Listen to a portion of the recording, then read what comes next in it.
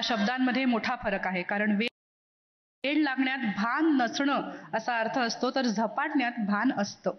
या अर्थाचं खरं उदाहरण आहे यवतमाळचा संदीप शिंदे. संदीपची प्रेरणादायी गोष्ट पाहूया या EV मधून. केवळ 12वी पर्यंत शिकलेला यवतमाळचा संदीप शिंदे केशकर्तनाचा व्यवसाय करत होता.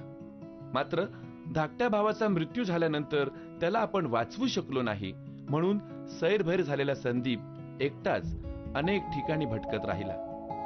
या भटकंतीत दिसलेल्या अनेक मनोरुग्णांमुळे त्याच्या मनात प्रश्नांचं काहूर माजलं आणि त्याला मनोरुग्ण सेवेचा मार्ग गवसला.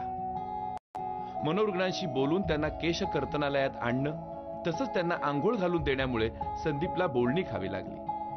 पण तो खचला नाही. उलट त्यानं मनोरुग्णांच्या सेवेत स्वतःला जास्त झोकून दिलं आणि 121 मनोरुग्णांना राज्यभरातल्या निवारा केंद्रात सोडलं. नंददीप फाउंडेशनच्या निवारा केंद्रात 150 मनोरुग्ण राहत आहेत आणि 87 मनोरुग्णांना पूर्ण बरं करून संदीपनं त्यांच्या कुटुंबियांकडे सोपवलंय. समाजाकडून दुर्लक्ष झालेल्या मनोरुग्णांसाठी संदीप शिंदे करत असलेल्या कार्याला लोकसत्ताचा कुर्निसाद.